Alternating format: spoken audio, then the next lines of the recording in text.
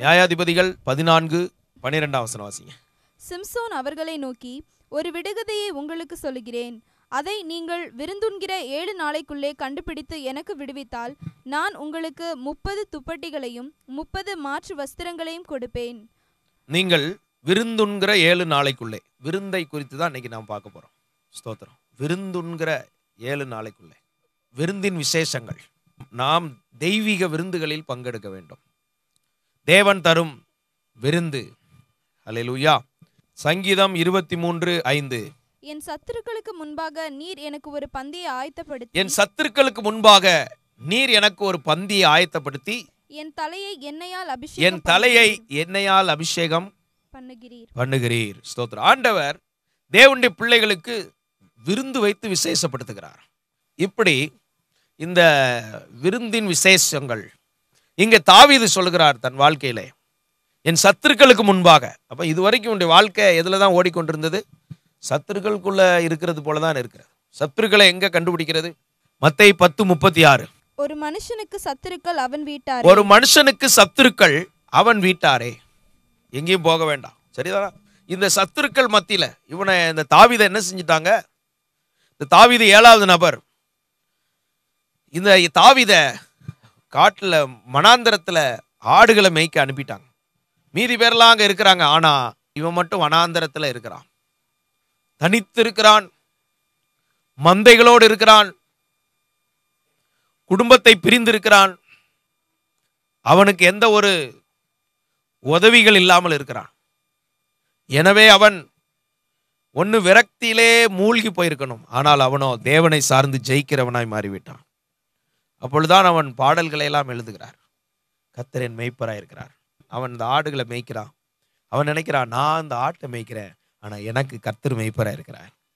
அல்லேலூயா. நீங்க எவ்வளவு பெரிய காரியங்களை செய்தாலும் உங்களை நடத்துகிற ஒருவர் இருக்கிறார். அவன் அதை தான் பெருசா பேசுறான். சிலர் கவிதை எழுத சொன்னா என்ன எழுதுவாங்க? நான் இந்த ஆடுகளுக்கு மேய்ப்பராய் இருக்கிறேன். நான் இந்த ஆடுகளை புல்லுள்ள இடங்களில் மேய்த்து அமர்ந்த தண்ணீர்கள் அண்டையில் கொண்டு போய் விடுகிறேன். இந்த ஆடுகளை தேற்றி, சரியா, என் நாமத்தினாலே நான் இதை பாதுகாக்கிறேன்னு சொல்லிட்டு இருந்திருப்போம். ஆனா தாவீது என்ன செஞ்சான்னா, இந்த ஆடுகளை எப்படி நான் பராமரித்து மேய்க்கிறோம், இதை விட 1000 மடங்குக்கு மேலே என் தேவன் என்னை பாதுகாத்து நடத்துகிறார். அவர் எனக்கு மேய்ப்பராக இருக்கிறார். அவர் என்னை புல்லுள்ள இடங்களில் கொண்டு போய் விடுகிறார். நானே இந்த ஆடுகள் நல்ல ஆகாரம் சாப்பிட நினைக்கிறது போல என் தேவன் என்னை பாதுகாக்கிறார். என் மேலே அக்கறை உள்ளவர் ஒருவர் இருக்கிறார். என்னை போஷிக்கிறவர் ஒருவர் இருக்கிறார். என்னை பாதுகாக்கிற ஒருவர் இருக்கிறார். ஸ்தோத்திரம். அமர்ந்த தண்ணீர்கள் அண்டையில் என்னை கொண்டு போய் விடுகிறார். ஸ்தோத்திரம். அவருடைய நாமத்து நிமித்தம் என்னை நீதியின் பாதைகளில் நடத்துவார். என் வாழ்க்கை ரொம்ப ஆசீர்வாதமான பாதையா போகும். இத்தனை பேர் அதை விசுவாசிக்கிறீங்க? என் வாழ்க்கை ஆசீர்வாதமான பாதையா என் தேவன் என்னை நடத்துவார். இன்னைக்கு இந்த வார்த்தையை கேட்கிற உங்களை கர்த்தர் இப்படி நடத்துவார். அவனுடைய வாழ்க்கையின் எதிர்காலம் அவனுக்கு தெரிகிறது. நீதியின் பாதையில் என்னை நடத்துகிறீர். ஸ்தோத்திரம். இப்படி நிறைய சொல்லுகிறார். மரண இருளின் பள்ளத்தாக்குகள் வந்தாலும் பொல்லாப்புக்கு நான் பயப்படேன். ஸ்தோத்திரம். சிங்கம் வந்தது, கரடி வந்தது, ஆனாலும் பயப்பட மாட்டேன். தேவரீர் என்னோடு கூட இருக்கிறீர். வாழ்க்கையில பிரச்சனை வந்தது, ஆனாலும் நான் பயப்பட மாட்டேன். ஏன் தெரியுமா? என்னை பாதுகாக்கிற ஒருவர் இருக்கிறார்.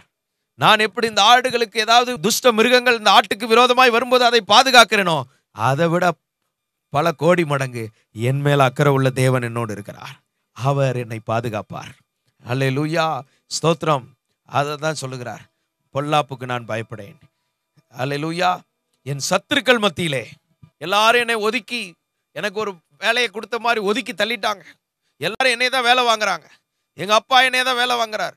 எங்க அம்மா என்னை தான் வேலை வாங்குறாங்க. என் கூட பிறந்தவங்களாம் என்னை வேலை வாங்குறாங்க. இப்போ நான் இருக்கிறேன். ஆனா ஒரு நாள் வரும், என் சத்துருக்களுக்கு மத்தியிலே என் தேவன் எனக்கு ஒரு பந்தி ஆயத்தப்படுத்துவார். என் தலை எண்ணெயால் அபிஷேகம் பண்ணுவார். என் பாத்திரம் நிரம்பி வழிகிறது. அல்லேலூயா. ஸ்தோத்திரம். நான் ஜீவன் உள்ள நாளெல்லாம் கர்த்தருடைய வீட்டிலே நீடித்த நாட்களாய் நிலைத்திருப்பேன். இதுதான் தாவீதுக்குள்ள இருந்த பலன், தாவீதுக்குள்ள இருந்த வைராக்கியம், தாவீதுக்குள்ள இருந்த அபிஷேகம். அவன் அந்த அபிஷேகத்தினால் நிரம்ப நிரம்ப அவனுக்குள்ள பாடல்கள் வருது, அவனுக்குள்ள விடுதலை வருது, அவனுக்குள்ள நம்பிக்கை வருது. இதைத்தான் அவன் பாடிக்கொண்டிருந்தான். அது சங்கீதமா எழுதப்பட்டிருக்கிறது. இந்த அனுபவத்தை தான் சொல்லுகிறார். இதே போலத்தான் கர்த்தர் என்ன செய்தார்? சத்துருக்களுக்கு மத்தியில ஒரு பந்தி ஆயத்தப்படுத்தி, அந்த சத்துருக்கள் மத்தியில கர்த்தர் ஒரு பந்தி ஆயத்தப்படுத்தி, ஸ்தோத்திரம், அவன் தலை எண்ணெயால் அபிஷேகம் பண்ணார். மூத்த அண்ணன் வந்து நிற்கிறார், ஸ்தோத்திரம். ஆண்டவர் சொல்லிட்டார் இல்ல. அடுத்த அண்ணன் வந்து நிற்கிறார், ஆண்டவர் சொல்லிட்டார் இல்ல. அதுக்கு அடுத்த அண்ணன் வந்து நிற்கிறார், நோ. எல்லாம் வந்துட்டு கேட்கிறார். கடைசியில் வேற யாரும் பிள்ளைகள் உண்டா? உடனே ஒரு தகப்பன் யோசிக்கிறார், இன்னொரு பிள்ளை இருக்கா இல்லையா? தகப்பன் பார்க்கிறாரு, ஸ்தோத்திரம், ஒருவன் இருக்கிறான், அவன் மந்தையை மேய்த்து கொண்டிருக்கிறான். உடனே அவனை அழைத்து கொண்டு வாருங்கள். உங்களை லிஸ்ட்லேயே வைக்காம இருந்திருக்கலாம், உங்களை கண்டுகொள்ளாதவர்கள் போல இருக்கலாம். தேவன் நம்மை பராமரித்து பாதுகாக்கிறவர். ஹல்லேலூயா. என் தேவன் என்ன நடத்துவார்? இந்த விசுவாசத்துல வளரணும். கர்த்தர் என்ன நடத்துவார் அப்படின்னு என்ன நடக்கு பாருங்க. சோத்திரம். தாவீது அங்கிருந்து வர்றான். ஆண்டவர் சொல்லிட்டார், இவன் உள்ள அப்படி கழிகூறுது. சிலர் இந்த அபிஷேகம் உள்ளவங்க கண்டா நம்ம ஆவி அப்படி கழிகூறும். மரியாள் ஒரு வாழ்த்து சொன்ன உடனே இந்த எலிசபெத் வயிற்றுல இருந்த குழந்தைக்குள்ள என்ன வந்துருச்சு? அபிஷேகம் இறங்கிருச்சு. உங்களுக்குள்ள இருக்கிற அபிஷேகம் நீங்க நடந்து போகும்போதே மற்றவங்களை கலிகூற பண்ணும். ஆனா நீங்க தெய்வீக கலிகூறுதல்ல வந்துட்டீங்கன்னா நீங்க நடந்து போனாலே அந்த பிரச்சனை மாறும். இப்படிதான் ஆண்டவர் விரும்புகிறார். தாவீது வந்த உடனே சாமுவேலுக்குள்ள ஆண்டவர் சொல்லிட்டார், இவன் தான். மற்றவங்க எல்லாம் வரும்போது அவன் ஆவி அப்படி ஆஃப் ஆகுது. ஆண்டவர் பேசல. அடுத்த சகோதரர் வரலாம், கர்த்தர் பேசல. வரிசையா வர்றாங்க, பேசல. ஆனா தாவீது வரும்போது இவன் உள்ளம் அப்படி மனம் மலருது, இவன் ஆவி கலிகூறுது. இவன் தான் ஆண்டவர் மேல அபிஷேகத்தை ஊத்துறார். எல்லாரும் உங்களை ஒதுக்கி வைத்திருக்கிறார்களோ, எங்கு நீங்கள் அசட்டை பண்ணப்பட்டீர்களோ, எங்கு நீங்கள் கனவீனப்படுத்தப்பட்டீர்களோ, எங்கு நீங்கள் எடுப்பார் கைப்பிள்ளையா இருந்தீர்களோ, சோத்திரம், வந்தவன் போனவங்கெல்லாம் கோபத்தை காமிக்கிறது யார் மேலதான்? தாவீது மேலதான். ஒருத்தன் சொல்றான் கடைக்கு போயிட்டு வா, இன்னொருத்தன் சொல்ல அயன் பண்ணி வை, இன்னொருத்தன் பாத்திரத்தை கழுவு, இன்னொருத்தன் சூப் பாலிசி போட்டு வை, இன்னொருத்தன் சொல்றான் ஒற்றையடி. அல்லேலூயா, ஸ்தோத்திரம். அம்மா சொல்றாங்க வெங்காயத்தை வெட்டு. அவன் ஏற்கனவே அழுதுகிட்டு இருக்கான், கையில வர வெங்காயத்தையும் கத்தி கொடுத்தா என்ன ஆகும்? ஸ்தோத்திரம். உள்ள அழுறது வெளியே வந்துருச்சு. இப்ப என்ன நடக்கு? இந்த அபிஷேகம் தான் நமக்கு கர்த்தர் கொடுக்கிற விருந்து. அல்லேலூயா, கர்த்தர் கொடுக்கிற அபிஷேகம். அதனால அனாயிண்டிங்காக டெய்லி ஜெபம் பண்ணுங்க. ஒரு காலையில, இரவுல, ஒரு மத்தியானம் ஜெபம் பண்ணுங்க. உங்க மேல அந்த அபிஷேகம் பெருகிக்கிட்டே இருக்கும். கொஞ்ச காலத்துக்கு அப்புறம் அந்த பாத்திரம் நிரம்பியே இருக்கும். நிரம்பினதுக்கு அப்புறம் அது நிரப்புகிற பாத்திரமா மாறிடும். அல்லேலூயா, ஸ்தோத்திரம். கர்த்தர் கொடுக்கும் விருந்து. என் தலையை எண்ணெயால் அபிஷேகம் பண்ணுகிறார். இந்த அபிஷேகம் என்ன செய்யும்? நுகத்தை உடைக்கும். ஸ்தோத்திரம். இதுவரைக்கும் சத்துருக்களா இருந்தவங்கலாம் ராஜாவே வாழ்கன்னு சொல்ல வச்சிரும். அல்லேலூயா, ராஜாவே வாழ்க. உங்களை கனப்படுத்தும், உங்களை மேன்மைப்படுத்தும், உங்களை உயர்த்தும், உங்களை ஆசீர்வதிக்கும். இந்த தாவீதோடு இருந்தவங்க, நெருக்கப்பட்டவங்க, கடன்பட்டவங்க, முறுமுறுக்கிறவங்க, ஒடுக்கப்பட்டவர்கள், இப்படிப்பட்டவங்களெல்லாம் தாவீது சோத்திரம் இந்த அபிஷேகத்துக்குள்ள நடத்துறான். இந்த தேவ பலத்துக்குள்ள நடத்துகிறான். தேவன் தாவீதுக்குள் கொடுத்த அந்த பயிற்சிக்குள் நடத்துகிறான். அவர்களுக்குள்ளும் அந்த அபிஷேகம் கடந்து வருகிறது. அவர்களெல்லாம் அங்கங்கு தலைவர்களாய் மாறுகிறார்கள். ஆரோனுடைய சிரசிலே ஊற்றப்பட்ட அபிஷேகம் தாடி வழியாய் அங்கி வழியாய் வடிந்து வருவது போல அந்த அபிஷேகத்தை கர்த்தர் சபையிலே ஊற்றி கொண்டே இருக்கிறார். ஹல்லேலூயா. இந்த அபிஷேகத்தை வாஞ்சிக்கிறவர்களுக்கு அது கிடைக்கும். இந்த ஊழியக்காரங்க மேல கர்த்தர் வச்சிருக்கிற அபிஷேகம் வாஞ்சிக்கிற சின்ன பிள்ளைகள் கூட கிடைக்கும். அப்படித்தானே இருந்தேன் எங்கள் சர்ச்சில். நான் ஒன்றும் ஒரு பெரிய மூப்பரெல்லாம் இல்லை. சபையில் ஒரு சாதாரண டீ வாங்கி கொடுக்குற பையனா. என் கையில் கொடுத்துருந்த செடியெல்லாம் அழகாக இந்த கத்திரியை வச்சு அழகாக வெட்டி, குரோட்டன்ஸாக இருக்கும், வெட்டி அழகாக பராமரித்து சோத்திரம் அழகுபடுத்தி வச்சுருப்பேன். சோத்திரம். சும்மா இருக்கிற நேரத்துலலாம் ஏதாவது ஒரு வேலை, சர்ச்சை நீட்டாக ஒற்றை அடித்து வச்சுருப்போம். பாதரட்சைகள்லாம் அழகாக வரிசையாக அடுக்கி வச்சுருப்போம். அப்படி பார்த்தா சோத்திரம் இராணுவ வீரர்கள் நிற்கிற மாதிரி இருக்கும். அந்த மாதிரி வேலையை மனப்பூர்வமாக செஞ்சேன். ஒரு நாள் சலிச்சதா எனக்கு ஞாபகம் இல்லை. இன்னும் என்ன செய்யணும்? சோத்திரம். அவ்வளோ உள்ள ஆவலாக தான் செஞ்சோம். சோத்திரம். ஆனால் அங்கே கிடைக்கிற அபிஷேகம் வர வர வர வர தானாக உயர்த்தப்பட்டது. தானாக உயர்வு வருது. அல்லேலூயா. நான் எந்த உயர்வையும் விரும்பினதே கிடையாது. சோத்திரம். நான் தனியாக ஒரு பாஸ்டராகன்னு கூட நினச்சது கிடையாது. ஏதோ கடைசி வரைக்கும் அந்த சர்ச்சை பெருக்கிட்டு அந்த ஓரத்தில் இருந்தால் போகுன்னு தான் நினச்சேன். ஆண்டவராக என்னை ஊழியக்காரன் ஆக்கியிருக்கிறார். அல்லேலூயா. நிறைய லீடர்ஷிப்பும் வந்தது. எந்த லீடர்ஷிப்பையும் நான் கேட்டதில்லை. 2-3 தடவை வேண்டாம் வேண்டாம்னு தான் சொன்னேன். ஆனால் அதுவாக வருது. அப்படின்னா அர்த்தம் என்ன தெரியுமா? அபிஷேகத்தையும் தெய்வீகத்தையும் விரும்புகிறவங்களுக்கு விரும்பாத தேவனுடைய ஆசீர்வாதத்தெல்லாம் கர்த்தர் தருவார். இவைகள் எல்லாம் கூட கொடுக்கப்படும். இவைகளை அஞ்ஞானிகள் நாடி தேடுகிறார்கள். நீங்கள் ஏதாவது பதவியை கேளுங்க, நீங்கள் ஏதாவது பதவியை கேட்டு தேடி பாருங்க, அது உங்களுக்கு நிற்காது. நின்னாலும் ஆசீர்வாதமாக இருக்காது. நீங்கள் பதவியெல்லாம் வைத்திருக்கிற தேவனை தேடுங்க, தேவன் தரும் அபிஷேகத்தை தேடுங்க. கர்த்தர் உங்களை கனப்படுத்துவார். ஆபத்தில் நானே அவனோடு இருந்து அவனை தப்புவித்து அவனை கனப்படுத்துவேன். கர்த்தரே கூட இருப்பார், கர்த்தரே தப்புவிப்பார், கர்த்தரே கனப்படுத்துவார். இந்த அபிஷேகம் தான் நம்ம உயர்த்துறது. நம்ம ஒரு ஆளே கிடையாது. ஸ்தோத்திரம். நீங்க எத்தனை கிலோவோ அத்தனை கிலோ மண்ணு. ஸ்தோத்திரம். ஆனா ஆண்டவர் நம்ம மேல வச்சிருக்கிற அந்த கிருபை, அந்த அபிஷேகம் என்னமும் கனப்படுத்தி கொண்டே இருக்கும். சுவாசிக்கிறீங்களா? ஸ்தோத்திரம். ஆண்டவருக்கு மகிமை. எந்த இடத்துலலாம் நம்மளை வெறுமையாக்குறோமோ, எந்த இடத்துலலாம் நம்ம தாழ்த்துறோமோ, அப்பெல்லாம் தேவன் கிருபை கொடுக்குறார். அப்ப சத்துருக்கள் மத்தியில ஒரு விருந்தை கர்த்தர் வச்சுட்டா இருப்பாருங்க. அந்த விருந்து ஸ்தோத்திரம் ஆண்டவர் அவன் வாழ்க்கையில கொடுத்ததுக்கு அப்புறம் தாவீது நாளுக்கு நாள் உயர்த்தப்பட்டிருந்தான். அடுத்து ஒரு சோதனை வருது. கோலியாத் வருகிறான், தாவீது எதிர்கொண்டு போகிறான், அவனை மேற்கொள்ளுகிறான். அடுத்து யுத்தங்கள் வருகிறது, யுத்தங்களிலே ஜெயத்தை பெறுகிறான். அவனை கர்த்தர் ராஜாவாக்கினார். ராஜாவை ஸ்தோத்திரம் 400 பேருக்கு தலைவனாகிறான். அடுத்து இன்னும் தலைவனாகிறான். ஸ்தோத்திரம். அப்புறம் ராஜாவா அபிஷேகம் பண்ணப்படுறான். கர்த்தர் அவனோடு இருக்கிறார். அல்லேலூயா. தேவனோடு இருப்பேங்கிறான். அவன் சொல்லுகிறான், நான் அரண்மனையில இருப்பேன்னு சொல்லல, நான் கர்த்தரோடு இருப்பேன். நான் நீடித்த நாட்களாய் கர்த்தருடைய வீட்டிலே நீடித்த நாட்களாய் நிலைத்திருப்பேன். தேவனுடைய வீட்டில் நீடித்த நாளாய் இருப்பேன். அவருடைய ஆலயத்தின் வாசற்படியிலே காத்திருப்பேன். வாசப்படியில போய் உட்கார்ந்துருப்பேன். ஸ்தோத்திரம். இந்த ஆவி அவனுக்குள்ள இருந்துச்சு பாருங்க. இதுதான் அவனுடைய உள்ளம். சிங்காசனத்தில் விற்பேன்னு அவன் ஒரு நாள் சொன்னது கிடையாது. அவன் சொல்றான், நான் கட்டில கூட படுக்க மாட்டேன், என் ஆண்டவருக்கு நான் ஆலயம் கட்டணும். தாவீதுக்குள்ள இருந்த அந்த அக்கினியை பார்த்தீங்களா? தேவனுக்கு ஒரு ஆலயம் கட்டுறதுக்கு முன்னால ஸ்தோத்திரம், என் படுக்கையாகிய கட்டில் மேல் நான் ஏறுவதில்லை. என்ன பக்தி பாருங்க. அல்லேலூயா. ஸ்தோத்திரம். இப்படி தேவனை தேடுற விஷயத்துல அவனுக்கு இருந்த தாகத்தை பாருங்க, அவனுக்கு இருந்த வாஞ்ச. சரி, இப்போ அந்த விருந்து தான் முக்கியம். என் சத்துருக்களுக்கு முன்பாக எனக்கு ஒரு பந்தி ஆயத்தப்படுத்தி என் தலையை அபிஷேகம் பண்ணுகிறேன். எண்ணெயால் அபிஷேகம் பண்ண. இன்னொரு இடத்துல வரும்போது புது எண்ணெயினால் அபிஷேகம் பண்ணப்படுகிறேன். அப்படி என்றால் என்ன? இந்த காலத்துல என்ன வேலை செய்யப்பட வேண்டுமோ அதற்குரிய அபிஷேகத்தை கர்த்தர் தருகிறார். விசுவாசிக்கிறீங்களா? அல்லேலூயா சொல்லுங்க. இந்த காலத்துல ஒரு வேலை நடக்கணும்ல. இந்த காலம் நான் சொல்றது புரியுதா? 2014 இந்த ஆகஸ்ட் மாதத்துக்கு அப்புறம், இந்த ஆகஸ்ட் மாதத்துல இருந்து டிசம்பருக்குள்ள செய்ய வேண்டிய வேலையை செய்வதற்குரிய அபிஷேகத்தை கர்த்தர் நமக்கு தருகிறார். புது எண்ணெயினால் அபிஷேகம் பண்ணப்படுற. சிலர் பழைய அபிஷேகத்தை வச்சே கதையை ஓட்டு பார்ப்பாங்க. ஸ்தோத்திரம். பழைய அபிஷேகத்தை வச்சு கதையை ஓட்ட முடியாது.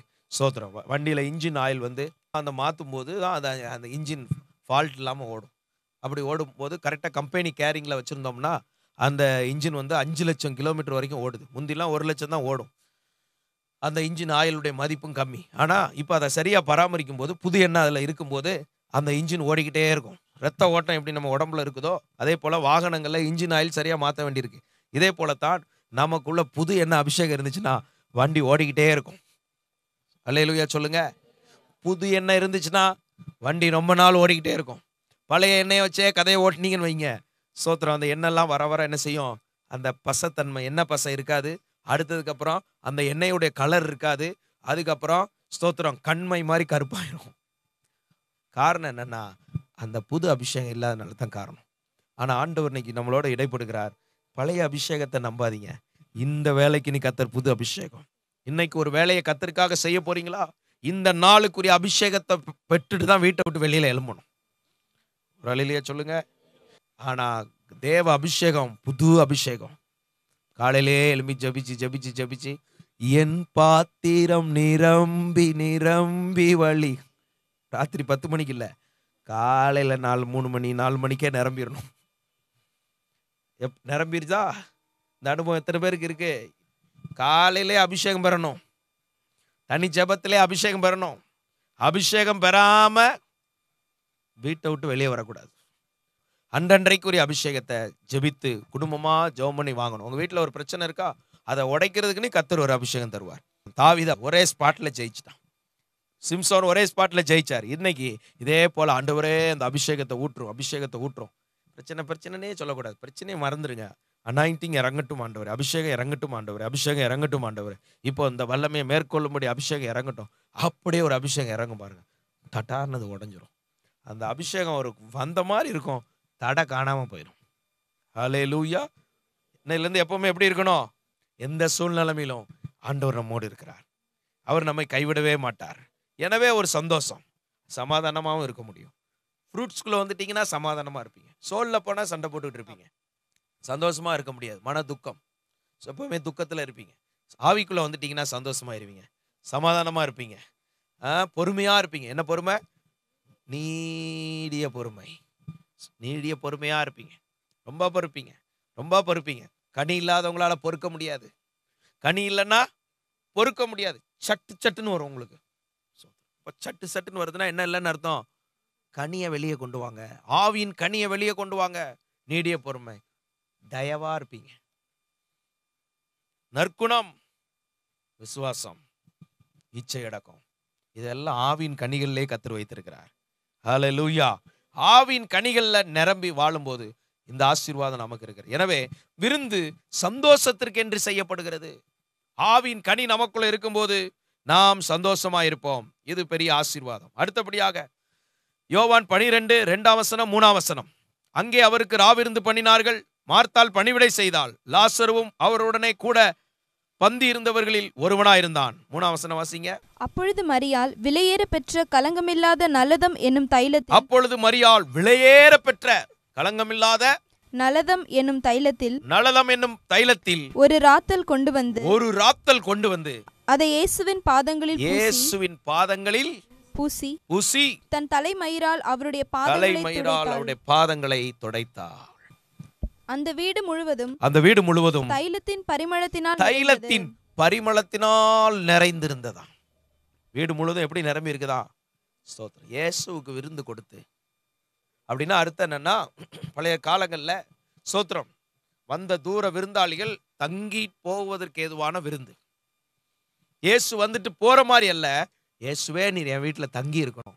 எந்த வீட்டில் இயேசு தங்கி இருக்கிறாரோ அந்த வீடு பரிமளத்தினால் நிரம்பும், அந்த வீடு வாசனையினால் நிரம்பும். புரியுதாம்மா? நம்ம இருதயமாகி வீட்டுக்குள்ள யார் நிரம்பி இருக்கணும்? இயேசு நிரம்பி இருந்தா அல்லேலூயா ஸ்தோத்திரன்னு கர்த்தரை மகிமைப்படுத்தும். இல்லைன்னா உள்ள இருக்கிற வேற ஆவிகள் வெளியே வரும்.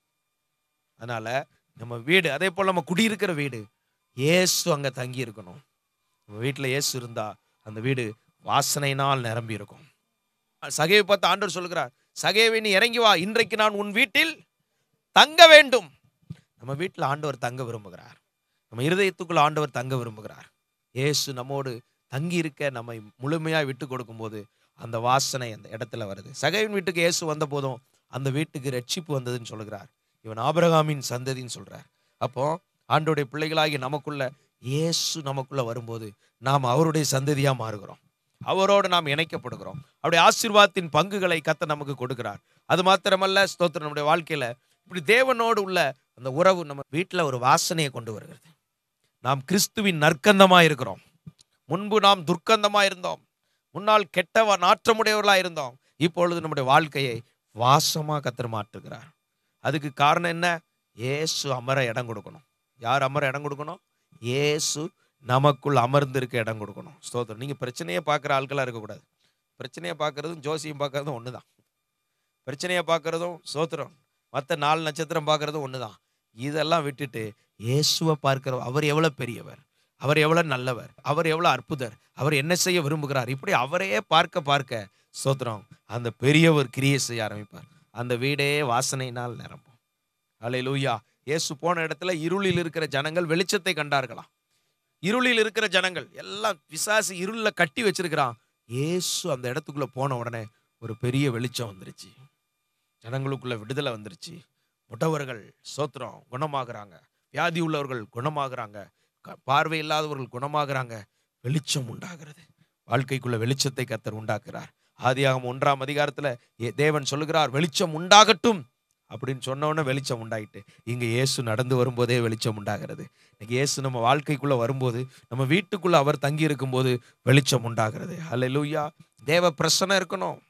எப்பொழுதும் தேவ பிரசன்னத்தினால் நம்ம வீடு நிரம்பி இருக்கணும். தேவ பிரசன்னத்தை நம் வீட்டில் வைக்க நாம் என்ன செய்ய வேண்டும் என்பதை நாம் புரிந்து கொள்ளணும். ஓபேத் ஏதோமுடைய வீட்டிலே உடன்படிக்கப்பட்டு இருந்ததினால் அவனையும் அவனுக்கு உண்டான எல்லாவற்றையும் கர்த்தர் ஆசீர்வதித்தார். இதே போல நம்ம வீட்டில் தேவ பிரசன்னம் இருக்கும்போது நம்ம வீடு ஆசீர்வதிக்கப்படும்.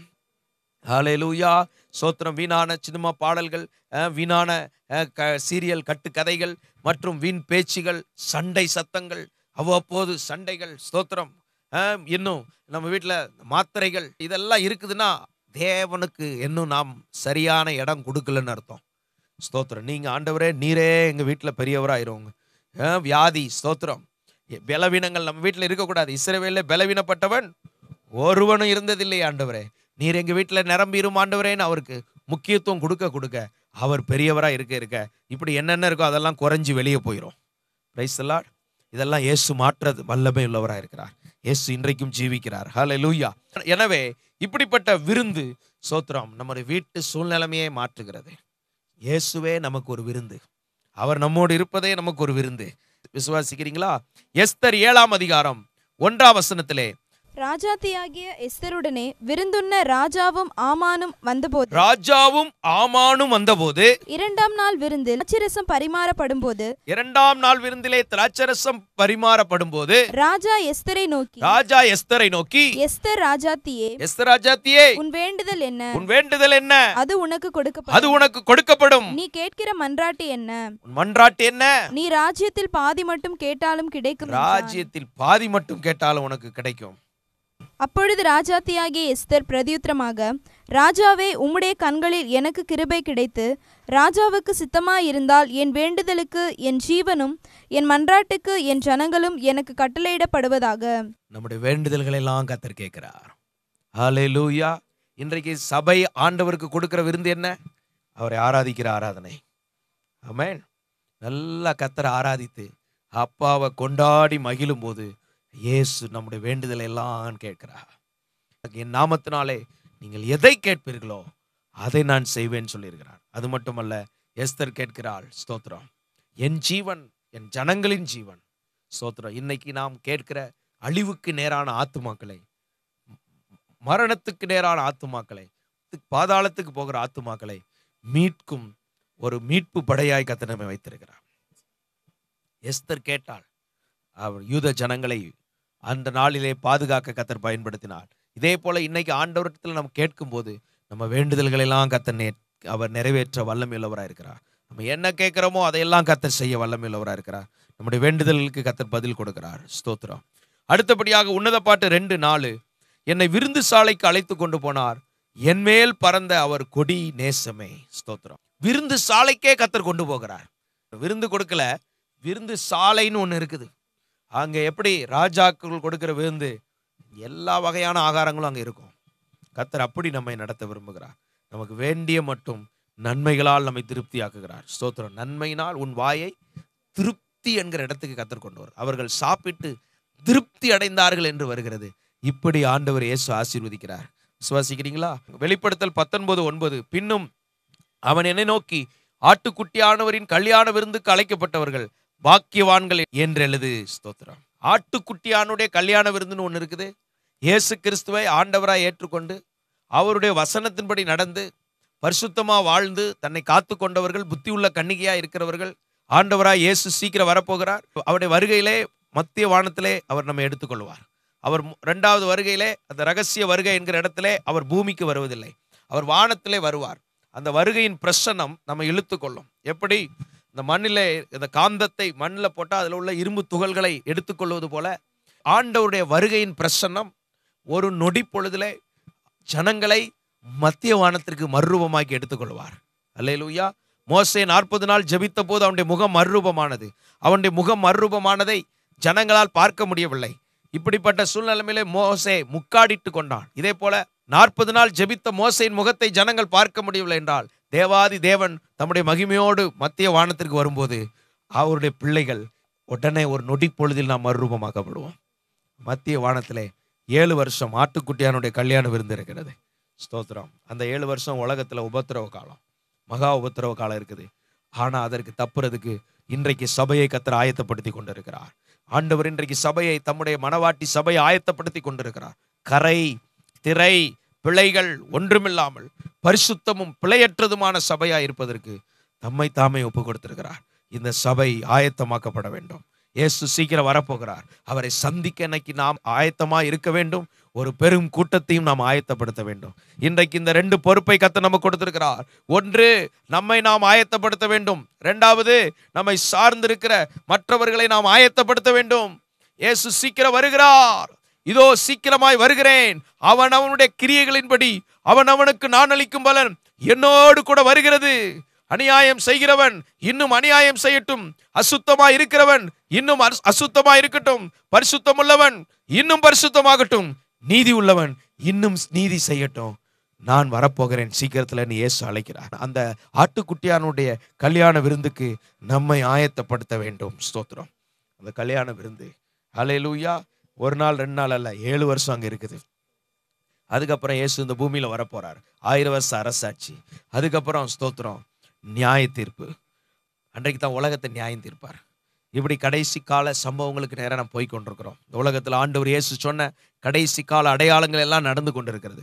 இதுவரைக்கும் ரட்சிப்பின் அனுபவம், ஆண்டவருக்கு தன்னை முழுமையாக ஒப்பு கொடுக்காம, இல்லைன்னா ஒப்பு கொடுத்தாலும் உண்மையான வாழ்க்கை இல்லாமல், உள்ள ஒரு வாழ்க்கை வெளியே ஒரு வாழ்க்கை, மாயமால வாழ்க்கை, வெளியே ஒரு மாதிரி நல்லவங்க போல காண்பித்து உள்ளுக்குள்ள பாவத்தில் வாழ்ந்து கொண்டிருந்தோம்னா, இன்னைக்கு ஆண்டவர் நம்மை மாற்ற ஒரு வாய்ப்பை கொடுக்கிறார். இன்றைக்கு நம்முடைய வாழ்க்கையை ஒப்பு கொடுத்து அவரை சந்திக்க நாம் ஆயத்தப்படுவோம். விருந்துகளின் விசேஷங்களில் பங்கெடுங்கள். கர்த்தர் ஆசீர்வதிப்பாராக. நாம் ஜெபிப்போம். பரிசுத்த பிதாவே, இப்பொழுதும் இந்த வார்த்தைகளை கேட்ட ஒவ்வொருவரையும் ஆசீர்வதியும் ஆண்டவரே. ஒவ்வொருவர் மேலும் கிருபை உண்டாவதாக. இவருடைய வாழ்க்கையில் இருக்கிற நுகங்களும் தடைகளும் உடைக்கப்படுவதாக. ஆண்டவரே, சத்துருக்களுக்கு முன்பாக விருந்தை ஆயத்தப்படுத்துகிறவர், அபிஷேகம் பண்ணுகிறவர், தலையை எண்ணெயினால் அபிஷேகம் பண்ணுகிறவர். இதுவரைக்கும் யாரெல்லாம் சத்துருக்களின் மத்தியிலே அகப்பட்டது போல கட்டுண்டவர்களாய் பிடிபட்டவர்களாய் இருக்கிறார்களோ, இன்றைக்கு ஒரு அபிஷேக தைலம் ஒவ்வொருவர் மேலும் ஊற்றப்படுவதாக. அவர்கள் கனப்படுத்தப்படுவார்களாக, மேன்மைப்படுத்தப்படுவார்களாக. ஆசீர்வதிப்பீராக, நன்மை உண்டாவதாக. ஒவ்வொரு விருந்துகளின் ஆசீர்வாதத்தை நாங்கள் எடுத்துக்கொள்கிறோம். இயேசுவே சோத்திர, உமக்கு அந்த விருந்து கொடுத்ததினால் அந்த வீடு வாசனையினால் நிரம்பினது. நீர் அங்கே வாசம் பண்ணினீர், அந்த வீட்டுக்கு ரட்சிப்பு வந்தது. இதே போல இன்றைக்கு உம்மை தங்களுடைய இல்லத்திலே அழைத்து ஹல்லேலூயா இடம் கொடுக்கிறார்களோ, அவருடைய உள்ளத்தில் இப்பொழுது அந்த சந்தோஷம் வருவதாக, அந்த விடுதலை வருவதாக. விருந்து சந்தோஷத்திற்காக செய்யப்படுகிறது. இந்த சந்தோஷம் இல்லாதவர்களுக்கு இப்பொழுதே அந்த சந்தோஷத்தை கொடுப்பீராக. பாவ மன்னிப்பின் நிச்சயத்தை கொடுப்பீராக.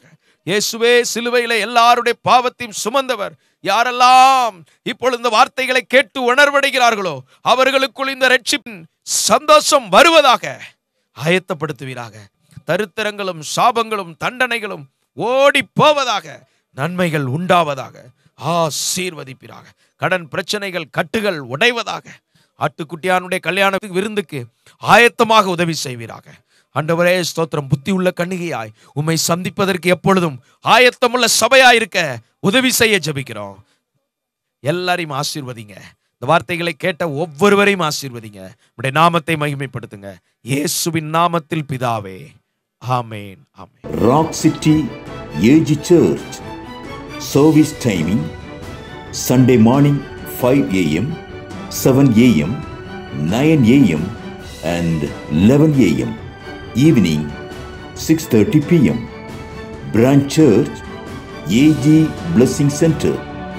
Sunday morning service 9 a.m.